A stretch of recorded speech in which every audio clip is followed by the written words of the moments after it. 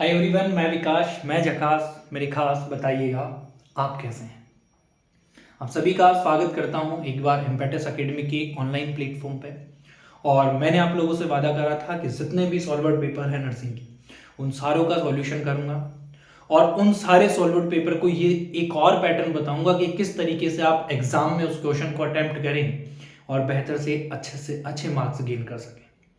तो हर एक सब्जेक्ट के लगभग 10 से 15 वो क्वेश्चन, इंपॉर्टेंट क्वेश्चन आपको बताने वाला हूं। First year, second year, third year, final year, कोई भी ईयर हो आपका, सभी के बताने वाला हूं, जिससे कि आप लोगों को 100% बेनिफिट होने वाला है। तो डियर जो भी स्टूडेंट हैं, क्लास को अटेंड करते हैं, प्लीज क्लास को शेयर, लाइक और सब्सक्राइब जरूर कर दें और उन दोस्तों तक पहुंचा दें जिनको हो सकता है कि उनका फायदा हो, और मैं तो कह रहा हूं यकीनन उनका फायदा होने वाला है डियर। तो चलिएगा, मैंने आप लोगों से कहा था कि आज के दिन हम क्या पढ़ने वाले हैं, फंडामेंटल ऑफ नर्सिंग के क्वेश्चन कुछ पढ़ने वाले थे। FN का सॉल्वर्ड पेपर हम सोल्व करने वाले थे। तो देखिएगा भाई, मैं जो क्वेश्चन यहां पर लिख रहा हूं 10 या 12 क्वेश्चन आपको सॉल्व कराने वाला हूं, और इस चीज का वादा करता हूं कि इन 15 और इन 20 क्वेश्चन मान ले, मैक्सिमम 15 क्वेश्चन मान ले, इनमें से आपके पेपर में लगभग 80% सिलेबस इन क्वेश्चन के अंदर ही होगा, इनसे बाहर नहीं होगा। इस बात का दावा करता है इम्पेटस एकेडमी। मैं विकास वादा करता हूं। तो चलिएगा भाई, आज का जो अपना क्वेश्चन सेशन रहने वाला है फंडामेंटल का, वो लगभग 4-5 क्वेश्चन में सॉल्व कराने वाला हूं आज। और सबसे पहला क्वेश्चन जो है वो क्वेश्चन क्या एग्जाम में मिलने वाला है आप लोगों को, क्वेश्चन नंबर 1। और क्वेश्चन क्या मिलेगा डियर, आप भी लिख ले मेरे साथ कि define the pressure ulcer. Pressure ulcer को डिफाइन करें। इस वर्ड को लिखने वाला अलग तरीके से लिख सकता है। दूसरा शब्द इसका लिख देगा कि इसको बेड शोर कहते हैं। तीसरा शब्द इसका लिख देगा कि इसको क्या भी कहते हैं डियर, डेकुबाइटिस अल्सर भी कहते हैं। तो तीनों में काम एक ही है, नाम वो अलग अलग दे सकता है। तो कंफ्यूज बिल्कुल भी नहीं होना है डियर। अगर आप कंफ्यूज होते हैं तो आप अपना नुकसान कर बैठेंगे। क्लियर बात है भाई, हाँ या नहीं? चलेगा। तो define pressure ulcer. Next question क्या पूछेगा इसी में, वो पूछेगा कि साइड्स ऑफ प्रेशर अल्सर। क्या पूछेगा? Sides of pressure ulcer. वो कौन कौन सी साइट है जहां पर प्रेशर अल्सर देखे जा सकते हैं। इसी में वो क्वेश्चन आपसे और पूछेगा कि इसकी क्या बताओ, आप ईटियोलॉजी बताओ, या फिर इसके क्या बताओ, वो कारण बताइए जिन कारणों की वजह से डियर क्या हो सकता है, ये प्रेशर सोर्स हो सकता है। चलिएगा, इसके अलावा वो आपसे पूछ सकता है कि इसका क्या बताओ आप, प्रिवेंशन बताओ, इसका क्या बताओ आप, मैनेजमेंट बताओ। और एक और बात वो आपसे पूछ सकता है कि प्रेशर सोर्स के साइन और सिम्टम्स क्या होते हैं, हाँ या नहीं? तो देखो बेटा, मैं आपको एक बात बता दूं, मैं इस क्वेश्चन को ऑलरेडी तुम लोगों को क्या करा चुका हूं, सॉल्व करवा चुका हूं। अगर तुम लोगों ने प्रीवियस क्लास अटेंड करी है, नहीं करी है तो प्लीज उस क्लास को बी केयरफुल देखिएगा, जो प्रेशर सोर्स, डेकुबाइटिस अल्सर या बेड सोर के नाम से आप लोगों को मिली हुई है। क्लियर बात है? तो देखिएगा, आपसे एक ही क्वेश्चन पूछा गया, एग्जामिनर ने कहा कि define the pressure sores, site of pressure sores, etiology या causes of pressure sores, prevention और management of pressure sores, sign और सिम्टम्स ऑफ प्रेशर सोर्स। एक ही क्वेश्चन में सारी चीजें पूछ ली और क्वेश्चन का मार्क कर दिया उसने कि ये क्वेश्चन आएगा 16 नंबर का। कितने नंबर का? 16 नंबर का। तो डियर, एक फंडा मेरा अपना लेवे, आप सभी स्टूडेंट इस बात को सुन लेवे और फंडा ही अपना लेवे कि पेपर आपके पास में कॉपी होने वाली है 40 नंबर की। क्वेश्चन आने वाले हैं कितना डियर? 5 आने वाले हैं, हाँ या नहीं? बिल्कुल सही बात है। तो जब 40 पेज हैं, 5 क्वेश्चन हैं, तो 8 से अगर मैं 5 को गुना करता हूं तो 40 हो जाते हैं क्या? तो लगभग जो क्वेश्चन डियर, जो क्वेश्चन 16 नंबर का होने वाला है, उसे इस 8 नंबर में, इन 8 पेज के अंदर आपको कंडक्ट करने की कोशिश करनी है। क्लियर है क्या? एक और बताता हूं, बहुत सारे बच्चों की कंप्लेंट रहती है कि गुरु टाइम का मैनेजमेंट नहीं हो पाता है। अरे मैं वादा करता हूं आप इस तरीके से चलें, आपका टाइम भी मैनेजमेंट होगा। अरे 3 घंटे मिलते हैं, 3 आवर्स 180 मिनट, हाँ या नहीं? 5 क्वेश्चन है, डिवाइड कर लो बेटा 5 से, 5 दिया 15, बचे कितने? 3 और 6 पंजे 30, लगभग 5 जगह 30, सॉरी 6 पंजे 30, 5 जगह लगभग 35 मिनट। मैं कहता हूं कि आप क्वेश्चन को देकर चले, जो 16 नंबर का क्वेश्चन है 30 मिनट एवरेजन टाइम लेकर चले, आप यकीन मानिए एक सिंगल क्वेश्चन भी आपका मिस नहीं होगा। मतलब ध्यान दे कर कह रहा हूं, पेपर पूरा अटेम्प्ट करें, पेपर पूरा अटेम्प्ट करें। तुम बच्चों के साथ में होता क्या एक्चुअली में, आप लोग फर्स्ट क्वेश्चन पे इतना फोकस कर डालते हैं कि आने वाले बाकी क्वेश्चंस को ही भूल जाते हैं कि मुझे ये भी करना था। मैं वापस से अपने क्वेश्चन पे आ रहा हूं, ये फंडा अपने दिमाग में फीड कर ले, में समझ आई क्या बात? हाँ जी, चलो अब क्वेश्चन पे आता हूं। और क्वेश्चन क्या था? Pressure source. प्रेशर सोर्स क्या होता है देखो, समझिएगा, है ना? और चीजें अगर समझ आ गई तो आप अपनी भाषा में बहुत बेहतरीन तरीके से लिख सकते हैं। तो प्रेशर सोर्स, मान लीजिए ये कोई सरफेस है, एक पर्सन है, जो पर्सन क्या करा हुआ है, सुपाइन पोजीशन में लेटा हुआ है। मैं कह रहा हूं कि एक भाई साहब हैं जो क्या करे हुए हैं, सुपाइन पोजीशन में लेटे हुए हैं। क्लियर है क्या? बिल्कुल क्लियर है। तो इनकी ये जो नीचे की सरफेस होने वाली है वो कंटिन्यूअसली एक किसी हार्ड सरफेस के कांटेक्ट में है, हाँ या नहीं? बिल्कुल है। तो ये पेशेंट जो है वो मूव करने में क्या नहीं है डियर? एबल नहीं है, कैपेबल नहीं है। और जब ये मूव करने में एबल नहीं है, कैपेबल नहीं है, घूम नहीं सकता, फिर नहीं सकता, हिल नहीं सकता, करवट बदल नहीं सकता, तो प्रेशर तो आएगा ना। और प्रेशर आएगा तो लगातार बॉडी पे प्रेशर रहने की वजह से जो बॉडी की स्किन है, जो बॉडी के टिश्यू हैं, जो बॉडी की सेल हैं, वो डैमेज होने के चांस है या नहीं? बिल्कुल है साहब। अगर ये डैमेज हो गई, इसका मतलब घाव बन गया, वुंड बन गया। और वुंड किसे कहते थे हम उसे कहते थे कि स्किन की क्या हो जाए, डिसकंटिन्यूटी हो जाए, उसे वुंड का नाम दिया गया था डियर, हाँ या नहीं? दिया गया था। क्लास में कह रहा हूं, इसको पढ़ें कहां पर? पूरा डिटेल में पीछे जाकर। 16 नंबर का मैटर है, छोटा नहीं है। क्लियर बात है क्या? चलिए बेटा इतना बताएं। और मैं कह रहा हूं प्रेशर सोर्स क्या हुए कि प्रेशर की वजह से स्किन का डैमेज हो जाना, स्किन में घाव बन जाना है, उस प्रेशर की वजह से उन्हें प्रेशर सोर्स, डेकोबाइटिस अल्सर या बैड सोर्स कहा जाता है। मोस्ट कॉमनली कहां पर देखा जाता है? तो वो पेशेंट जो कैसे हैं डियर? बेड रिडन पेशेंट हैं, वो लगातार सोए रहते हैं, जो कि हिल नहीं सकते, डुल नहीं सकते, चल नहीं सकते, मूव नहीं कर सकते, वो पेशेंट। Is that clear? चलिएगा, तो पहली बात परिभाषा मैंने दे दी। अब बात आती है डियर कि वो कौन कौन सी साइट है जहां पर प्रेशर सोर्स देखा जाता है। तो इंसान सुपाइन पोजीशन में भी सोता है, इंसान उल्टी पोजीशन प्रॉन पोजीशन में भी सोता है, इंसान साइड लाइन पोजीशन में भी सोता है, इंसान बैठता भी है, इंसान खड़ा भी होता है, हाँ या नहीं? तो इन सारी पोजीशंस के अंदर प्रेशर अलग अलग जगह पे लगने वाला है, हाँ या नहीं? बिल्कुल। अरे मैं कह रहा हूं, एक सीधे सोए हुए भाई साहब है, एक उल्टे सोए हुए, एक side line, right lateral, left lateral position ले रखी है यार उसने। क्लियर है क्या? हाँ, तो अलग होगा ना प्रेशर। दूसरा, एक भाई साहब बैठे हैं, एक भाई साहब खड़े हैं, अरे तो प्रेशर भी तो अलग है या नहीं? बिल्कुल है।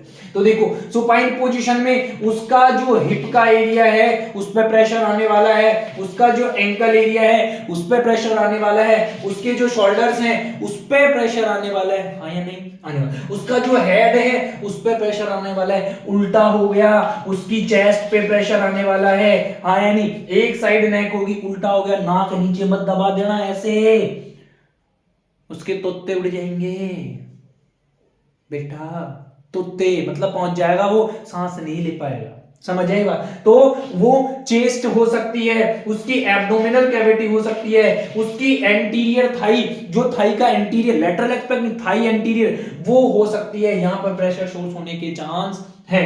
इंसान साइड लाइन में, तो इस साइड है, तो इस साइड का पोर्शन जो प्रेशर में है, जो पेल्विक बोन है, जो शोल्डर का ये है ट्राइसेप्स जिन्हें बोलते हैं, ये स्कैपुला एरिया जो है, हाँ या नहीं, तो ये पूरा प्रेशर इधर सो रहा हूं तो इधर की साइड में जितना भी आपका बॉडी सरफेस आने वाला है उस पे प्रेशर। चलो आगे कह रहे हैं सिटिंग। अरे सिटिंग में तो हिप पे ही प्रेशर आने वाला है मोस्टली, स्टैंडिंग एंकल वगैरह। स्टैंडिंग में जनरली कम प्रेशर सोर्स कम। तो ये चार साइड तो बेटा बछीड़ मार के याद रखें। साइड लाइनिंग में दो याद रखें, एक क्या याद रखनी है, लेफ्ट लेटरल, और एक क्या याद रखनी है, राइट लेटरल। दोनों पोजीशन ध्यान रखें, समझ आई। तो एग्जामिनर ने क्या कहा कि list down the side of pressure source. फटाफट सटासट आंख मूंद कर सारे नाम लिख देना, कोई माई का लाल नहीं है जो इसे गलत कर जाए बेटा। आई बात समझ। चलो और आगे चलते हैं, तो आगे चलने के बाद फिर क्वेश्चन आता है। एग्जामिनर ने इसी में क्वेश्चन कहा था, और क्वेश्चन क्या कहा कि ईटियोलॉजी बता दो, प्रेशर सोर्स होने के कारण बता दो, कोज बता दो। क्या कारण होता है? पहला और सबसे मोटा कारण होता है डियर क्या आपका, इस्चीमिया। इस्चीमिया क्या होता है? अरे इस्चीमिया का मतलब है किसी आर्टरी में, किसी वेन में ब्लड की सप्लाई प्रॉपर नहीं हो रही है, ब्लड में ऑब्स्ट्रक्शन कोज हो गया है, इस ऑर्गन तक ब्लड की सप्लाई नहीं है, तो यहाँ के सेल और टिश्यू क्या होने लगे हैं, डैमेज होने लगे हैं। और damage of the cell and tissue known as the wound. हाँ जी बोलो जी, होता है ना, बिल्कुल होता है। तो ध्यान रखे इस्चीमिया। कोई पेशेंट है, वो पेशेंट है जो पेशेंट क्या नहीं कर पाता है dear, patient continuously bed ridden है, ये भी एक कारण है उस पेशेंट के। वो पेशेंट है जो क्या है, इमोबिलाइज्ड है। क्या है डियर? इमोबिलाइज्ड। वो ना घूम सकता है, ना वो चल सकता है, ना वो मूव कर सकता है, ना वो इधर से उधर जा सकता है। वो पेशेंट जो अनकॉन्शियस है, वो पेशेंट जो कोमा में है, वो पेशेंट जो क्या है, अभी उसकी सर्जरी हुई है, कोई क्रिटिकल सर्जरी हुई है, हाँ या नहीं। ये सारे वो पेशेंट, ये सारे बोलो, वो पेशेंट जिसको पैरालाइसिस हो रखा है, अरे लकवा जैसी बीमारी आ रखी है, हाथ पैर उसके काम नहीं करते, वो पेशेंट जिसके बछीड़ लगकर एक्सीडेंट बोल गया, हाँ जी, और एक्सीडेंट में उसके हाथ पैर टूट गए, तो खुद से क्या नहीं हो, मूवेबल नहीं हो। समझ आ रही है बात? खुद से पेशेंट मूवेबल नहीं हो, ऐसे पेशेंट को क्या, decubitus ulcer, pressure sores, bed sore हो सकते हैं क्या? बिल्कुल हो सकते हैं। क्लियर यहां तक की बात? चलिएगा अब आगे चलते हैं, और नेक्स्ट बात ये आती है डियर ईटियोलॉजी के बाद में कि सर एक बार एग्जामिनर ने क्या क्वेश्चन कहा था कि ये कहा था कि स्टेजेज ऑफ डेक्यूबाइटिस अल्सर। लो बेटा ये भी लो, तो आपसे जब पूछ लें स्टेजेज, तो स्टेज कितनी होती है? 4 होती है। First stage, second stage, third stage, fourth stage. बड़ा सिंपल फंडा है, बड़ा सिंपल फंडा है। फर्स्ट स्टेज जहां पर स्किन क्या होने लग जाए डियर, रेड होने लग जाए, जहां पर स्किन क्या होने लग जाए, वार्म होने लग जाए। दूसरी नंबर, सेकंड नंबर स्टेज जहां पर स्किन की डर्मिस और एपिडर्मिस का कल्याण होने लग जाए, जहां पर स्किन का डर्मिस और एपिडर्मिस का breakdown. Second degree of stage, हाँ जी, second degree of pressure sores, second degree of decubitus ulcer. Number 3 आवे, और नंबर 3 पर क्या कह देवे कि जहां पर क्या दिखने लग जाए, सब क्यूटेनियस फैट दिखने लग जाए। क्या दिखने लग जाए? सब क्यूटेनियस फैट दिखने लग जाए। और क्या दिखने लग जाए? वहां के टिश्यू खतरनाक डैमेज होने लग जाए। और नंबर 4 पे आ जावे, number 4th stage, fourth stage of decubitus ulcer. क्या हो जावे? जहां पर पेशेंट की बोन दिखने लग जावे। क्या दिखने लग जावे? बोन, अरे उसकी हड्डियां बाहर दिखने लग जावे उस घाव में से। मतलब pressure source number 4 stage, number 4 category का हो गया है, बहुत सीवियर हो गया है। हाँ जी, समझ आई क्या बात? बोलो बेटा हाँ या नहीं? Very good, I am proud of you. आप सबको समझ आ रहा है, और समझ आ रहा है तो अपना काम जरूर करें बेटा। मुझे कार्बोहाइड्रेट के रूप में आप इस क्लास को शेयर जरूर कर दें, और बेल आइकन भी प्रेस कर दें। एक और बहुत शानदार इंफॉर्मेशन दूंगा आप सभी को कि जितने भी एकेडमिक सेशन चलते हैं, चाहे वो आपका फर्स्ट ईयर हो, चाहे वो सेकंड ईयर हो, चाहे वो थर्ड ईयर हो, चाहे वो फोर्थ ईयर हो, चाहे वो जीएनएम हो, चाहे वो बीएससी हो, फर्स्ट सेकंड और थर्ड, इन सभी एकेडमिक सेशन की पूरे सब्जेक्ट की जितनी भी क्लासेज हैं, पूरा का पूरा इन सब का कोर्स आप लोगों को एम्पेटस एकेडमी के माध्यम से बहुत जल्दी मिलने वाला है डियर। तो आप लोगों को जब जरूरत लगे तब तुरंत से परचेज करें और तुरंत से अपनी स्टडी कंटिन्यू करें। पढ़ाने वाला मैं ही हूं, ध्यान रखें। हाँ जी, और भी स्टाफ होगा, लेकिन मोस्ट ऑफ सिलेबस में ही कवर करूंगा, ये मैं आप लोगों को बता दूं, ठीक है जी। और बहुत ही कम प्राइस में आप लोगों को ये सेशन मिलने वाले हैं, आप लोग एक्सपेक्ट भी नहीं कर रहे इतनी कम प्राइस है। चलिएगा, हाँ जी, आगे चलते हैं। नेक्स्ट बात पर आगे स्टेजेज हो गई, साइन और सिम्टम्स क्या होंगे बेटा? तो बहुत सिंपल चीजें होने वाली है साइन और सिम्टम्स में, तो कि वहां पे रेडनेस देखी जाएगी, अरे देखी जाएगी या नहीं देखी जाएगी, बिल्कुल देखी जाने वाली है। वहां पर क्या देखा जाने वाला है? वार्मनेस देखा जाने वाला है, गर्म होने वाली है। वहां पर क्या देखा जाने वाला है? वहां पर ड्रेनेज होने वाला है, पश, या फिर हम कह सकते हैं कि वहां पर क्या होगा, फ्लूइड वगैरह निकलता रहने वाला है। जी होगा कि नहीं होगा? पेशेंट जो है वो बिल्कुल इरिटेट रहने वाला है, पेशेंट की बॉडी में फ्लूइड की डेफिशिएंसी हो सकती है, अजी होगी कि नहीं, उसकी बॉडी में क्या हो सकता है, न्यूट्रिशन का इम्बैलेंस हो सकता है, और ये न्यूट्रिशन का इम्बैलेंस जो है उसकी वजह से भी वैक्यूबाइटिस अल्सर होते हैं। बॉडी में प्रोटीन की डेफिशिएंसी है, और प्रोटीन एक ऐसा सब्सटेंस है जो बॉडी में मास का फॉर्मेशन कराने के लिए बहुत ज्यादा जरूरी है, या फिर कह सकता हूं कि वुंड की हीलिंग के लिए सबसे जिम्मेदार कारक है, तो वो एकमात्र प्रोटीन है। क्या है डियर? एकमात्र प्रोटीन है। तो अगर इसकी डेफिशिएंसी है तो ये कुछ साइन और सिम्टम, बॉडी का टेम्परेचर इंक्रीज होगा। क्यों होगा बेटा? क्योंकि बॉडी में क्या हो रखा है, body temperature increase due to infection का सबसे पहला कारण warmness of the body. Clear?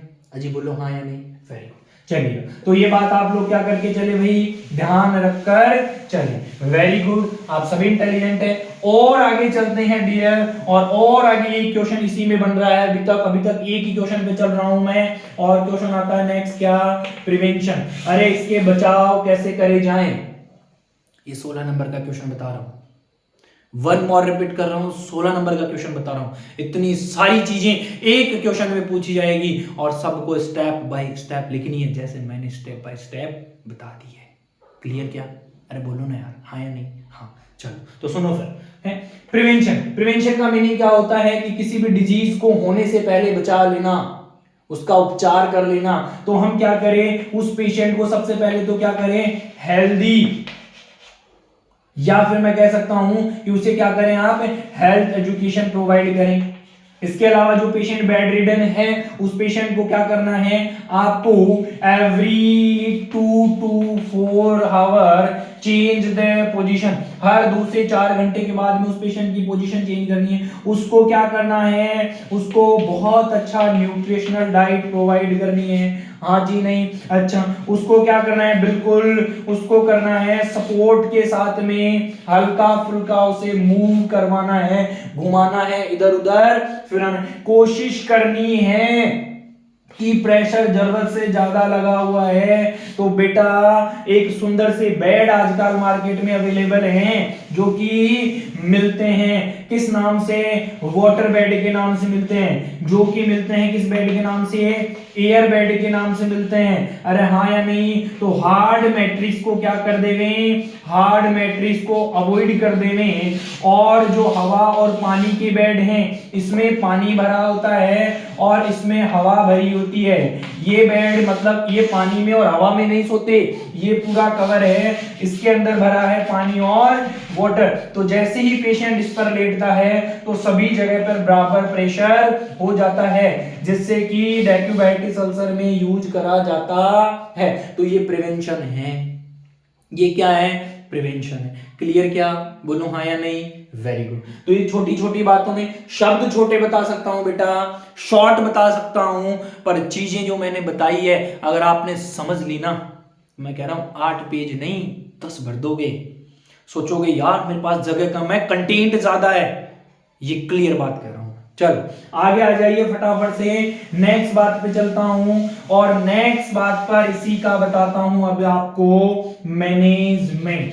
क्या बताता हूं डियर आपको इसका? मैनेजमेंट। सुन लो तो भाई, मैनेजमेंट। अच्छा जी, मैनेजमेंट में क्या करना है सुनिएगा, फटाफट सुनिएगा कि हो गया इलाज क्या करें, तो सबसे पहला इलाज तो ये करें कि उस पेशेंट को क्या करना स्टार्ट कर दें आप, ड्रेसिंग करें इफ नेसेसरी, अगर जरूरत पड़े तो आप क्या कर दें, ड्रेसिंग करें। जो सरफेस एरिया है उसे ड्राई और क्लीन रखें, वहां पर जिंक ऑक्सीलेट, कौन सा डियर, जिंक ऑक्सीलेट पाउडर क्या कर दें, अप्लाई कर दें, जिससे कि वहां की जो ड्राइनेस है वो कंटिन्यूअसली क्या रहे, मेंटेन रहे, और उस बालक को, उस बालिका को बहुत अच्छा खाना देवें, हेल्दी डाइट उसे क्या करने लग जावें, प्रोवाइड करने लग जावें, जिससे कि जो सेल और टिश्यू की डैमेज हुई है वो वापस क्या होने लग जाएं डियर, रीजनरेशन होने लग जाएं। क्या होने लग जाएं, रीजनरेशन होने लग जाएं। अरे समझ आ रही है क्या बात, बोलो बोलो। एक क्वेश्चन समाप्त। एक बार फिर से बता रहा हूं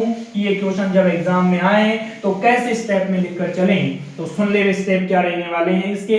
सबसे पहला बोलते हैं हम कि इसका क्या होगा, इंट्रोडक्शन, उसके बाद में उसकी क्या लिखनी है डियर, डेफिनेशन, उसके बाद में उसकी लिखनी है ईटियोलॉजी या पैथोफिजियोलॉजी या फिर कॉजेज उसके बाद में लिखना है इसके साइन और सिम्टम्स क्या रहने वाले हैं, इसके बाद में इसका लिखना है कि इसकी कितनी सारी स्टेजेज होती है, स्टेज होती है 4, इसके बाद में लिखना है इसका प्रिवेंशन, इसके बाद में इसका लिखना है क्या, मैनेजमेंट। और एक और बात बता देना बेटा कि इस स्केल, इसको मापने के लिए, इसको मापने के लिए या इसका एनालिसिस करने के लिए स्टार बनाकर ये लाइन जरूर लिखकर आवे, क्या लिखकर आवे, मापने के लिए एक स्केल यूज करी जाती है, उस स्केल को बोला जाता है ब्रेडन स्केल। क्या बोला जाता है, ब्रेडन स्केल बोला जाता है। और ये ब्रेडन स्केल की मिनिमम मार्किंग 3 होती है और मैक्सिमम कितनी, 23 होती है। कितनी होती है भाई, 23। ये आप नाम नाम लिखने में सफिशिएंट हैं। चलिएगा बेटा, इतनी बात आप बता दें, ये एक क्वेश्चन आपके 16 नंबर का होता है समाप्त, होता है या नहीं। और मेरी बात याद रखें, इन क्वेश्चंस को अपनी किसी एक बहुत अच्छी सी कॉपी बनाएं और उसमें लिखते चलें। जिस दिन एग्जाम हो, एग्जाम से पहले भी मेरे बताए हुए हर एक क्वेश्चन को दिमाग में फीड कर ले बेटा, अगर नहीं करा तो गलती तुम्हारी होगी। आज के लिए इतना ही, मिलता हूं नेक्स्ट क्लास में क्वेश्चन नंबर 2 के साथ। क्वेश्चन नंबर 1 अपना complete. Thank you so much everybody. कर दिखाएं कुछ ऐसा कि दुनिया करना चाहे आपका जैसा। मैं विकास विदा लेता हूं आप सभी से। All the best.